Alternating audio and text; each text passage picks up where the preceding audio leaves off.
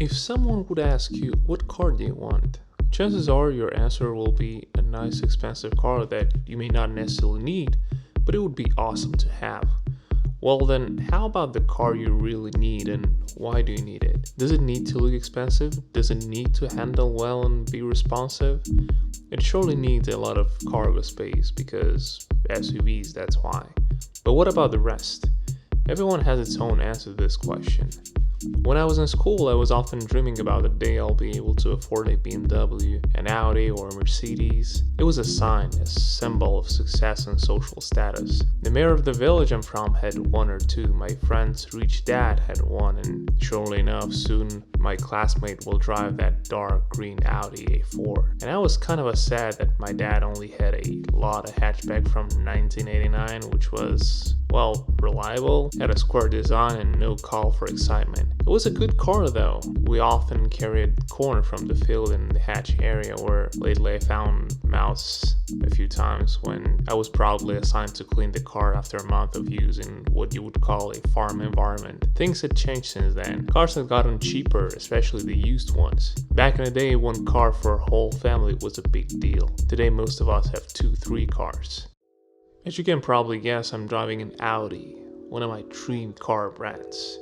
I feel excitement and joy just by thinking about that. To be honest, the actual drive happened about 2 months ago and I haven't made any notes, which I'm ashamed of.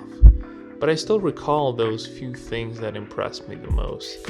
And that is crucial because those are the features, the characteristics you'll be dealing daily with. Not the first shiny test drive at the dealership where the salesperson tells you how cool is the touchscreen and that the car is good on gas. This would be the second time I drive an Audi. I had a 2018 A6 for a few days, and now I got a 2019 A5 Sportback for a whole week.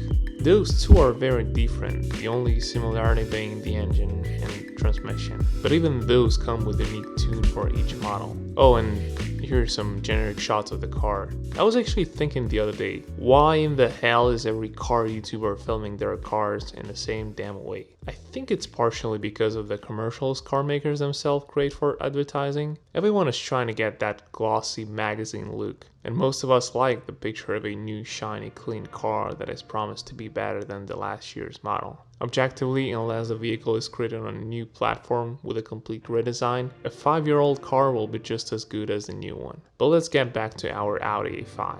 I'm gonna start with performance. The powertrain feels very appropriate for this vehicle. I know that doesn't tell you anything, but look at that this way. Any car that is smaller than a Camry and has over 200 horsepower is going to have enough responsiveness for daily use and even spirited driving.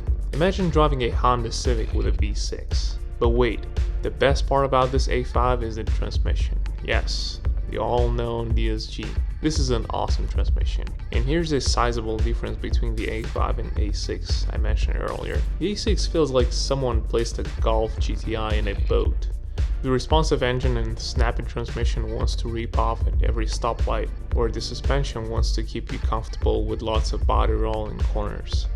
The A5 holds the road a lot better. There is way less body roll, it feels agile and responsive as a whole, not just powertrain. Transmission tuning is where the A5 becomes softer. The A6 had those aggressive upshifts, also called DSG farts or something like that. Oh yeah, that sound. A5 still shifts very quick, but with no drama, and I really wanted to have those shifts. The good part though is that it's not jerky anymore in slow traffic. It is very smooth and enjoyable. After all, let's not forget that I had the very base trim of an A5, which means that there's an S5 and a crazy RS5. One of the biggest highlights of this car is its all-wheel drive system. And of course I got some snow around and I've tried to do some stupid stuff, you know. But unless you turn stability control completely off, this thing will pull you out of anything.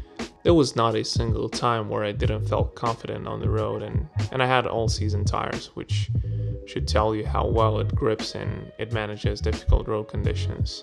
Let's go to interior. Well, I'm gonna say without hesitation that I like the BMW 3 Series interior a lot more.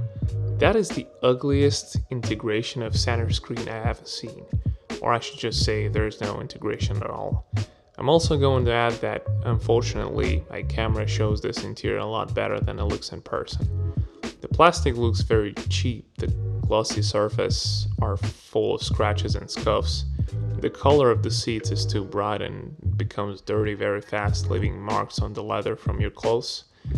The center console layout is simple, which is cool, but the location of control buttons for infotainment system are too close to the shift lever. Supposedly, I should rest my arm on the shifter while navigating through the menu. I don't know. After a week of use, I still had to take my eyes off the road to find the button I needed. And that refers to volume knob too. The steering wheel buttons are laid out pretty nice. It's intuitive and easy to reach. The gauge cluster looks okay too. I like the standard digital gauge on BMW a lot better. Oh wait, I was actually lying to you. There was a third Audi I drove in the past. It was a last generation Q3. Actually, that one had a nice interior with digital screens on both ends. And now we're getting to the best part about this A5 Sportback. The massive rear trunk / window opening. I cannot express enough how awesome that is. How it transforms a relatively small car into a throw anything in type of car. I thought my Focus ST is practical, but this is even cooler. It is very easy to load stuff and you can even go camping in this thing. And here we are with this example of German automotive engineering. Is this car really worth $40,000? The thing is that most of the time with luxury vehicles you're getting better driving experience, not only comfort and style. This Audi is no exception either. Well, it may lack some interior luxury, but you're getting the famous Quattro system, a solid engine and a very good transmission which can be retuned so you can get those shifts. And of course the awesome hatch area which makes the car a lot more practical than you can imagine. On top of that, depreciation makes miracles. And a 2018 year model can be found in mid-20s, low 30s, which is the price of a well-equipped Camry. A Camry! This is how a car you want may become the one you need. Thank you all for watching and subscribe to this channel. Seriously, there's some cool cars coming soon. I'll see you next time.